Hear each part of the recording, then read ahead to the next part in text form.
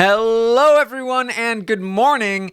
Welcome to our live feed update for March 14th.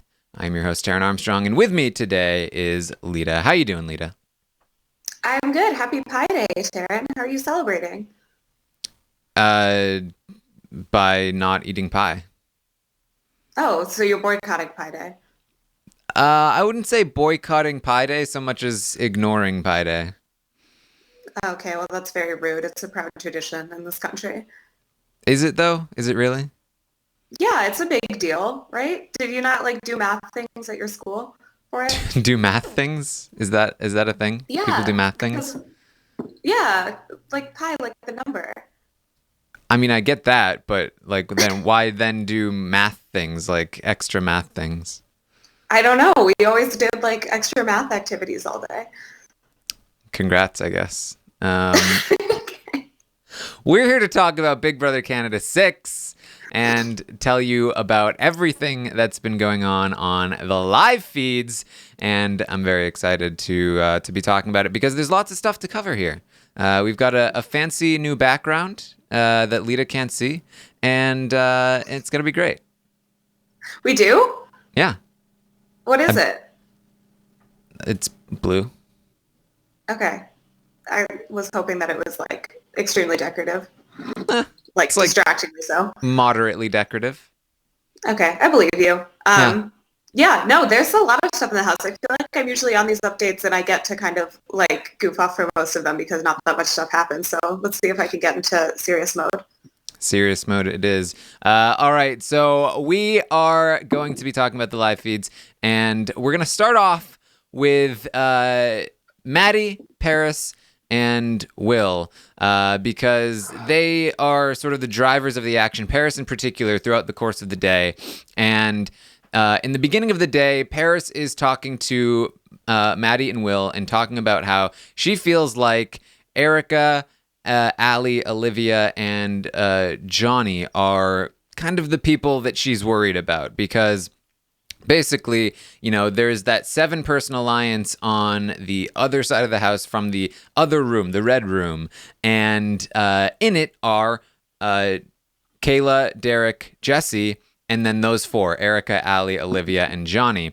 And obviously, Paris is close with the Derek, Kayla, Jesse contingent. She's in the real deal with them. So she wants to cut them off at the knees and take out their other potential allies. And so she's proposing that they should be targeting Erica, Ali, Olivia, and Johnny. In particular, Ali and Olivia, because they're the easiest ones to go after right now. And Will and Maddie are like, sure, but aren't Derek and Kayla and Jesse a little more dangerous? I feel like they're a little more dangerous. But of course, Paris feels like, I don't know, I've got them. She doesn't want to tell them that, but she's like, I got them. So actually, I feel like the other ones are more dangerous. Yeah, she's got them, and she also has that excuse of oh my God, well, Olivia is so unpredictable because she's so jealous of Jesse. She's making it miserable for everyone because that's an impact that Olivia is having on people other than her. So it's not a great reason, but it's another reason to be here's why this 4 is, potentially someone that we should be worried about because Olivia is just unpleasant to live with. Yes, and so what Paris is trying to do throughout the course of the day is incite a war between 2 sides of the house and get the targets to go on the right people on the right side of the house in order for her to maintain the connections that she has on both sides. So she's trying to get the Derek, Kayla, Jesse group okay with losing Ali or Olivia. She's trying to get the Will Paris or the Will Maddie and then underdog group okay with losing whoever they might lose, as long as it's not her, Maddie, or Will.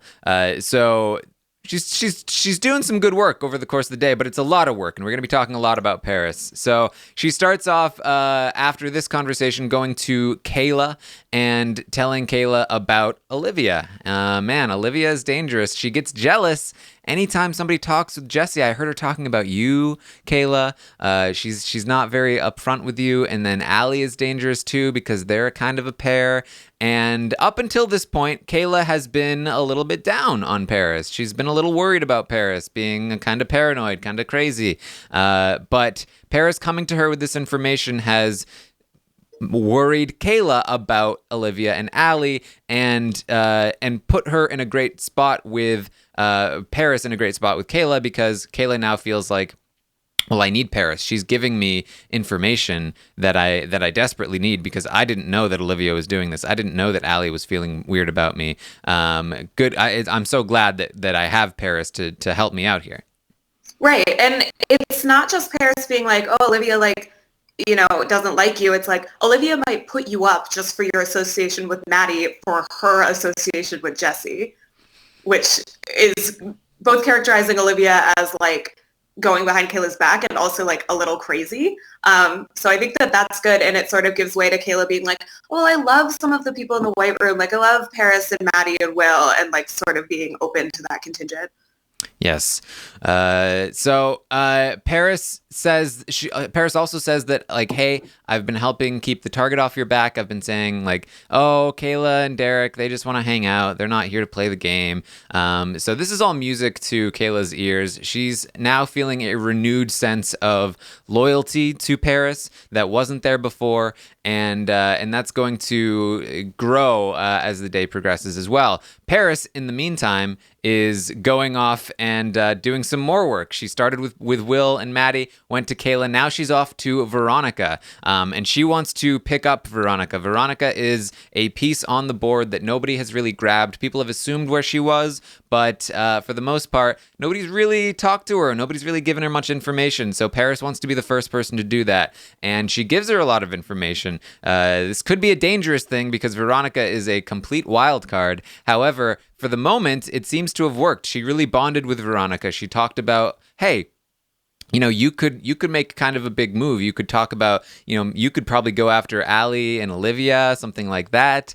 And Veronica was like, whoa, but wouldn't people be mad? And Paris was like, no, I think people would like that move, actually. I think we could make some big moves here. And Veronica was very happy to hear that.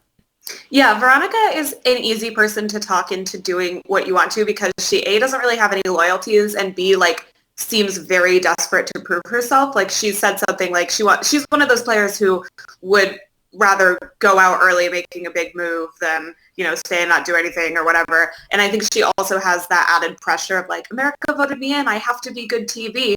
So I don't think Veronica is going to make smart plays, because I don't think she's motivated by making smart plays. So Paris is good to pick her up here. And also Paris is the right person to do it, because Paris also is kind of raring to go to make a big move.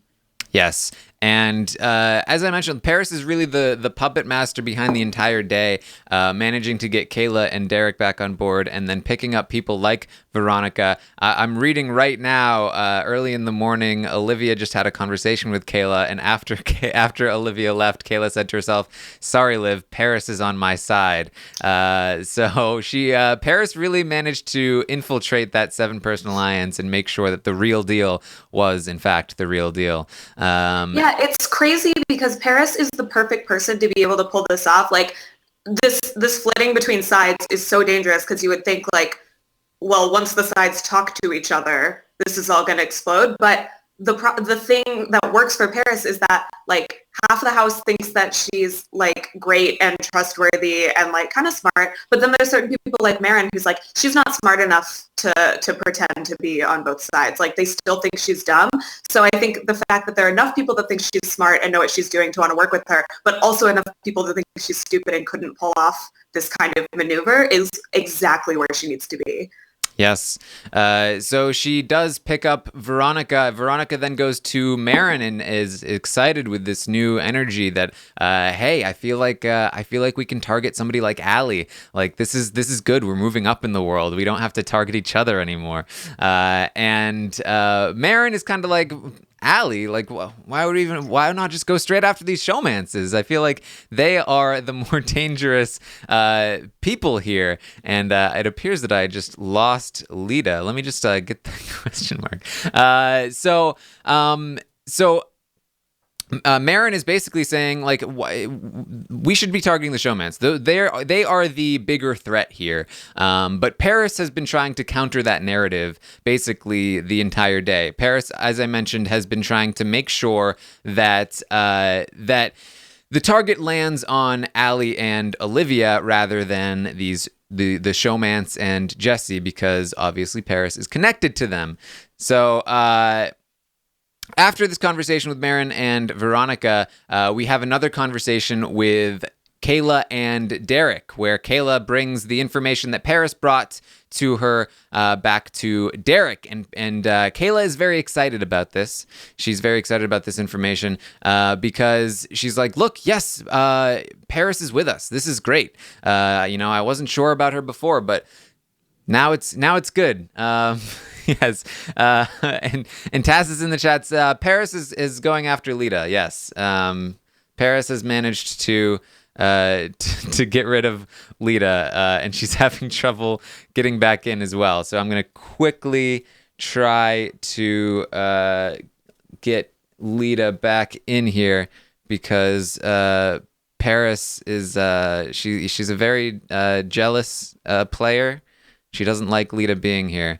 So Lita is back. Only not yet. Now Lita is back. There we go.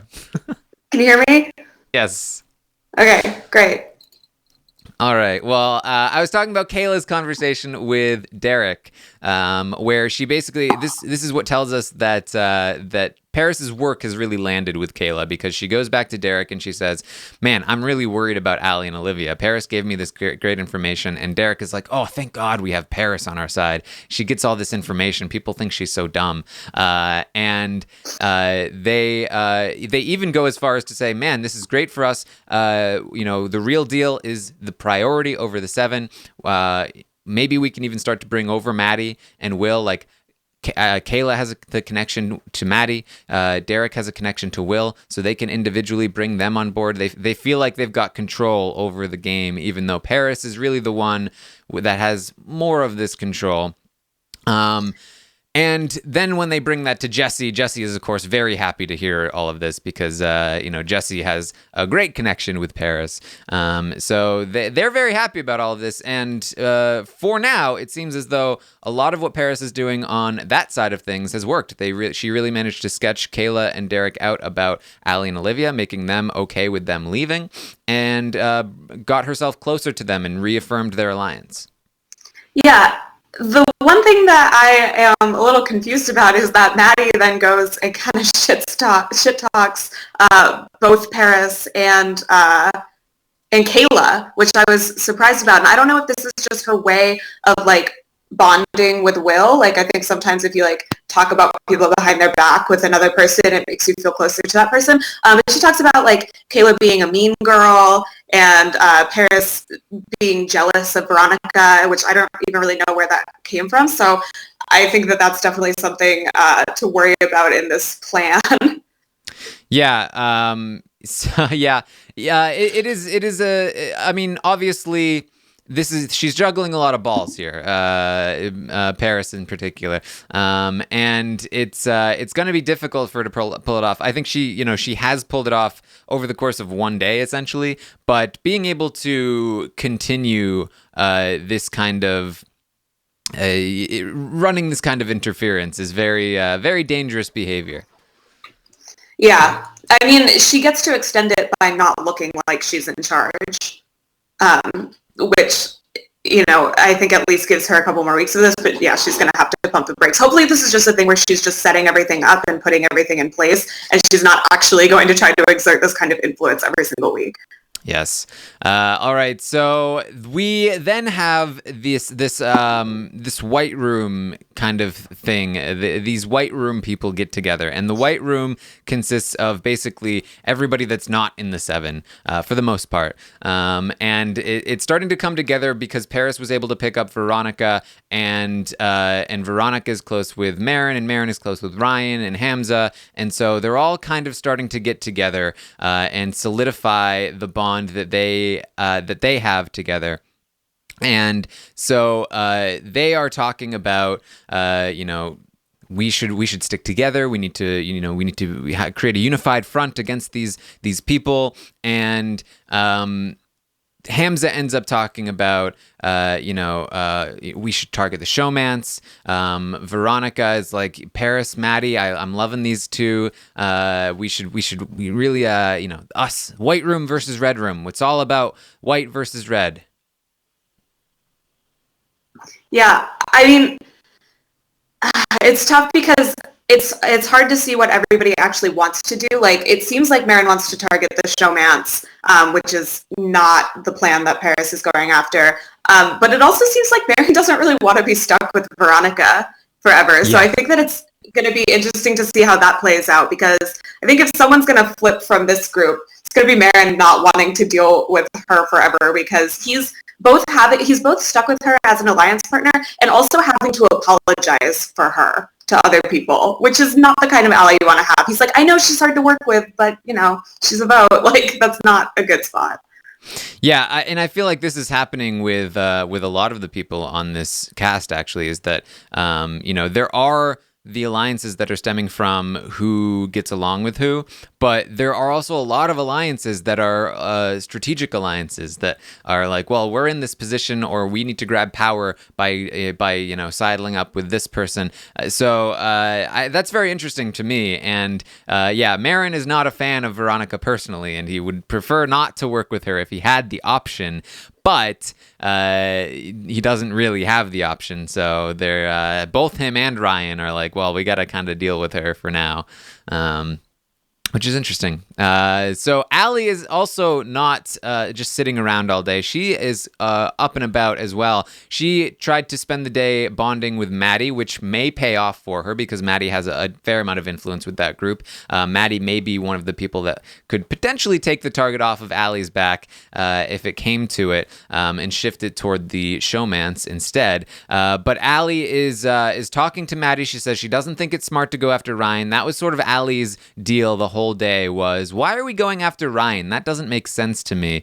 And while that was like groundbreaking yesterday, or the day before the day that we're recapping, by the day that we're talking about, it was a bit of old news. Nobody's really going after Ryan anymore, and Allie's still kind of stuck on it, and she doesn't realize that things have really shifted since then. So it's good that she's trying to bond with these people, because she doesn't have these social bonds, as we talked about on the roundtable. However, it's a little too late. So she has to be careful. Yeah, she does have this good relationship with Hamza as well, though. He's feeling good about her and feeling like he could potentially join them because she is a little bit of a free floater. So I don't think she's in the worst spot where she's put in this work with Maddie and she already has this foundation with Hamza.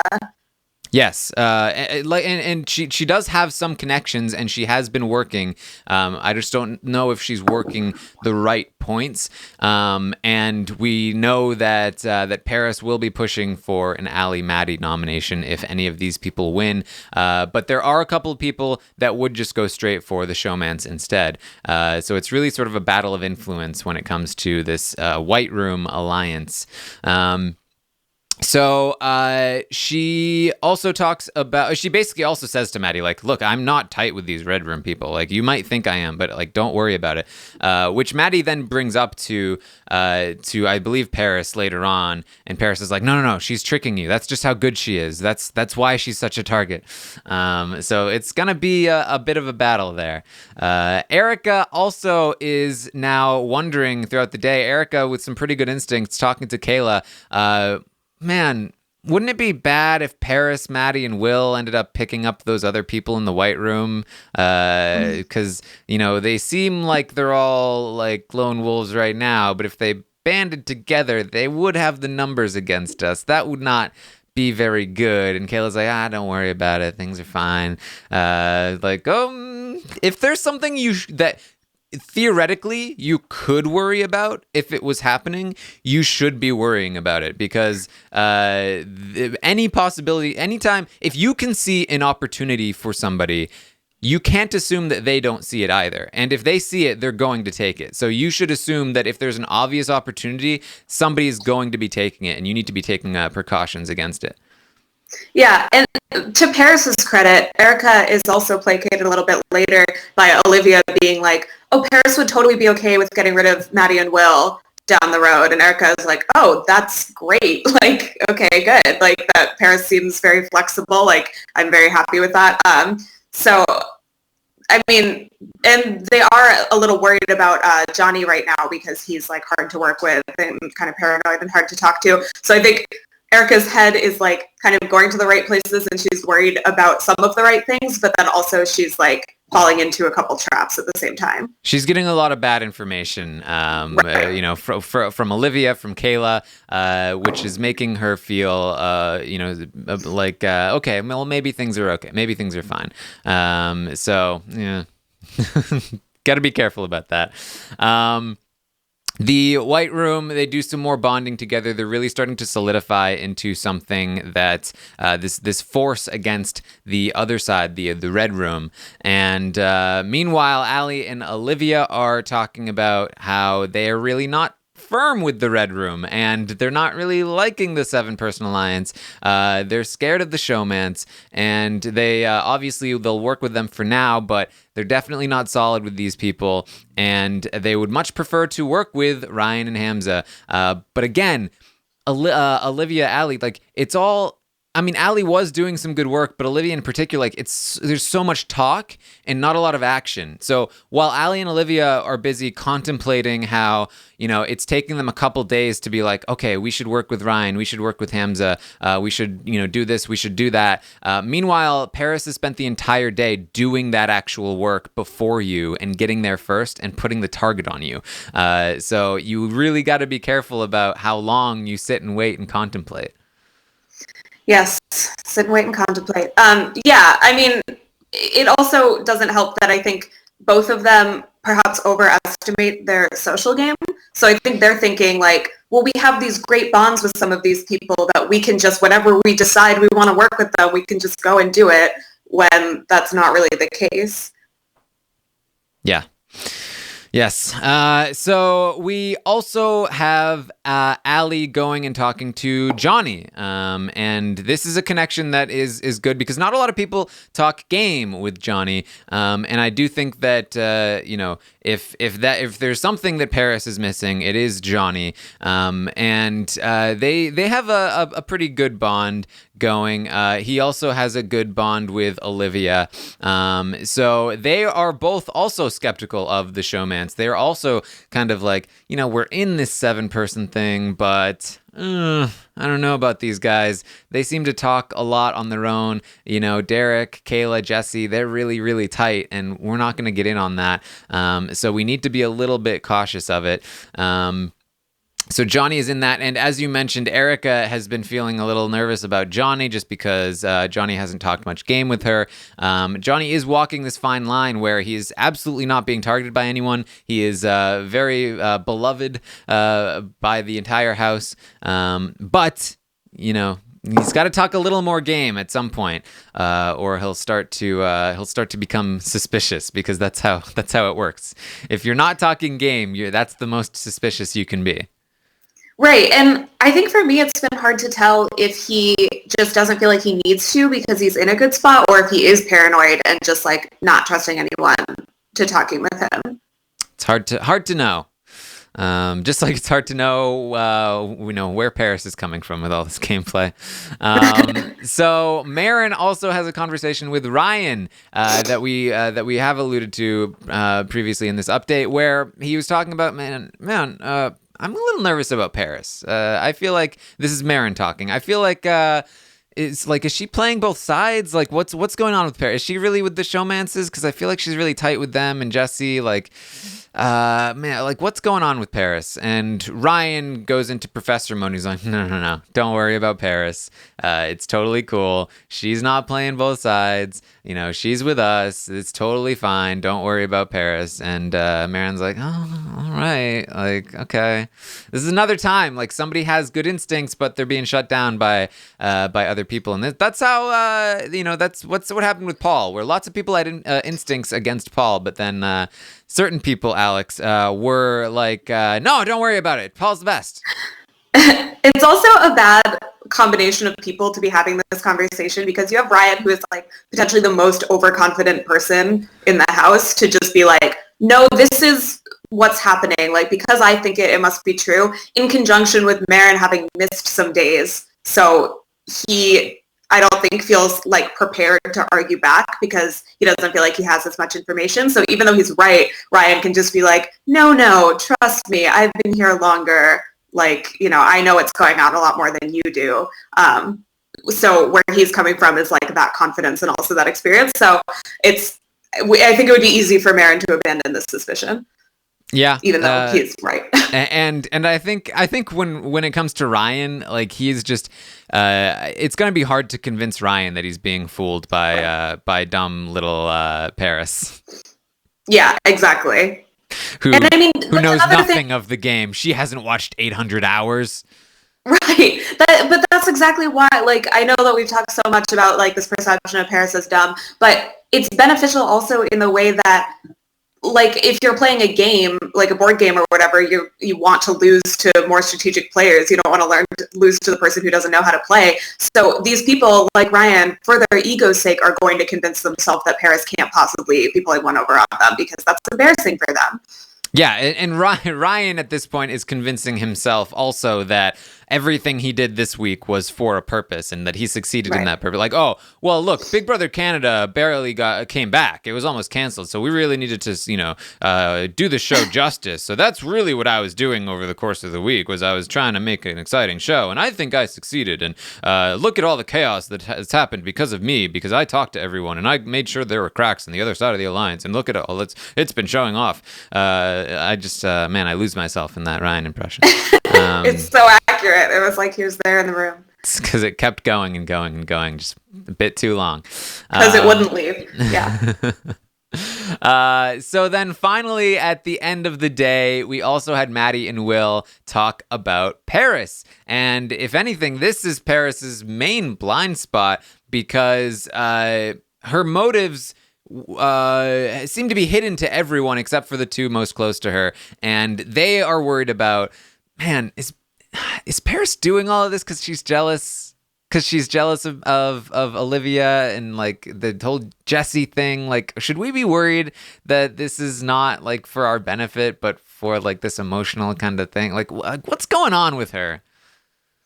Yeah, I mean, this is annoying to me that they're just like, oh, well, Paris might be doing this because she's such an extremely emotional player, and this is where that perception of Paris is a little bit of her downfall. But I don't know. I thought this conversation was kind of mean.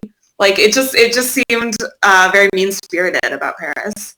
I mean, maybe, but like, I have to say, I'm not sure either. I don't know exactly where Paris is coming from, because a lot of what she talks about does revolve around Jesse and around who talks to Jesse. And so, like, when she is setting this game up in order to target the people that she feels like talk to Jesse too much, you wonder, like, where is this coming from? Is this coming from a place of strategy where she feels like those are the people that are the most danger to her game and that are the most advantageous for her to leave? Or is there a part of this that is just like, well, they're the ones that talk to Jesse, and that makes me threatened by them and makes them threatened by me, and therefore I need to take them out right now? I kind of disagree with that, though, because is she targeting everyone who's talking to Jesse, or is it just Olivia, who, like, we know does not like Paris? Like, this is not in Paris's head. Like, Olivia would come after her if she could. Well, I think that if she would come after her, it's, well, because Olivia is not targeting Paris. She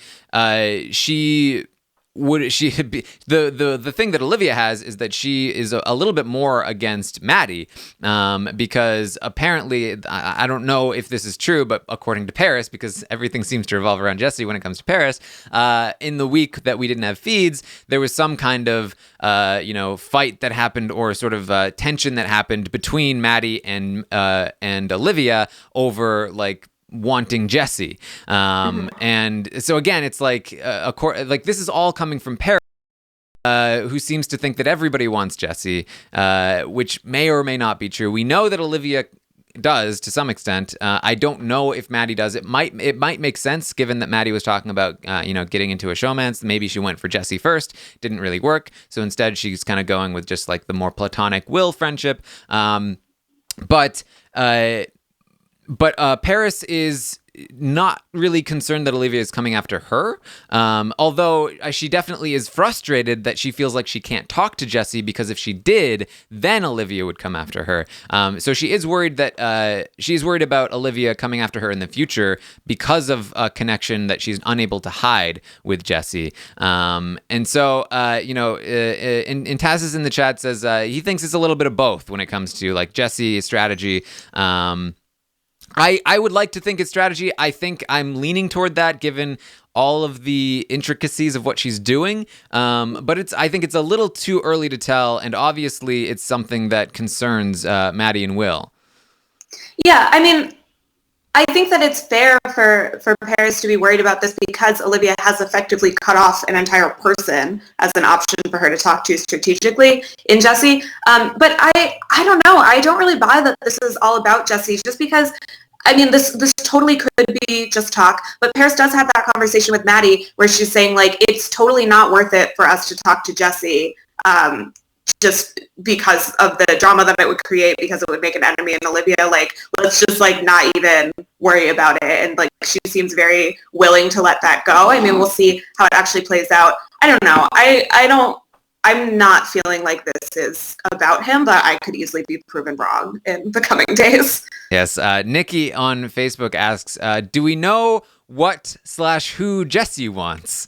And I'm pretty wants sure his glasses case back. Yeah, because what he truly wants is Melissa, and he needs the glasses in order to make that happen. But barring Melissa, I think he wants Paris. I think that he prefers the relationship with Paris. I think that he's worried about Olivia. He's worried about the people that are going to be frustrated that he's not returning their affections. And I think if he had his choice, he would go with Paris. They seem to genuinely have something when they're together, but they really do keep themselves separate. And I think that's partly because they're worried about the target, and they're worried about people like Olivia who might get angry about it. And does not make it all the more romantic that they're not allowed to talk to each other. A modern day Romeo and Juliet. Exactly. And there's even a character named Paris in that play. That's very true. There you go. Yeah. All right. Well, I think that's all we've got for you today, unless you had anything else that you want to talk about, Lita. No, this was fun. There's a lot going on. I'm excited. And like a lot of female power players. Oh, that's the one thing I wanted to mention. Ryan also talks about, he's like, oh, I definitely want to target 2 women because I've seen enough of this show to know that there's all these all-women's alliances, and I don't know what version of Big Brother Ryan is watching, but I would also like to watch it because I don't know where he's finding these very successful female alliances in Big Brother. Maybe he only watched the first week of Celebrity. Yeah. He seems to have some misconceptions about the house, or he's just making things up because he feels like he knows more than everyone, and so that he has the ability to do so. But it's not the smartest thing to say.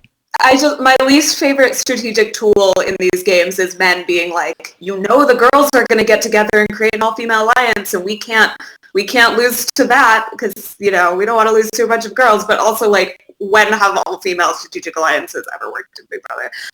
Anyway, that annoyed me. Big Brother 4. Okay, all right. I believe you. Yes. But meanwhile, the in the conversations that Kayla has been having with like Paris and that sort of thing, they are talking about like we are not going to get netted. We are not bringing these guys to the final two. We know guys beat girls in the final two. That's not going to happen. So we need to make sure that we cut these guys down near the end of the game. And I'm inclined to believe it. Yeah, that's not what I think of when I think of getting netted. I feel like she's had more iconic mistakes since then. Like, if you just in a vacuum, it's like we don't want to get netted. I would think that it had to do with BB6. Yeah, Big Brother Canada 5. BB5. I mean, I think that's more. I think you call that getting Cindy'd. Oh, okay. Yeah. It's whoever does the action. I think that's the proper terminology. Okay. All right. Well, thank you everyone for joining us this morning. I hope you enjoyed our little update here. We will be back tomorrow morning at 10 a.m. Eastern to update you on both the episode that will be airing tonight and the feeds that are going to be happening today. So make sure you tune into that. And then, of course, Thursday night, we will be live after the episode to recap the eviction and all of that stuff. Make sure you check out the Taran Show, where I talked to Rennie Martin. Great conversation. And check out our American Ninja Warrior coverage. We're talking about Ninja versus Ninja. We also just recorded a USA versus the World recap as well. So lots of fun happening there, Lita. Yes, lots of fun. We had so much fun watching USA versus the World. No, it's good. Everybody check it out. Yes. And is there anything else that you wanted to plug? Social media. You can follow me on Twitter at Lita Tweeted and on Instagram at Lita Ground. There you go. And you can follow me on Twitter at Armstrong Taran. And make sure you subscribe on iTunes and all of that great stuff. Thank you again for joining us. We will see you next time.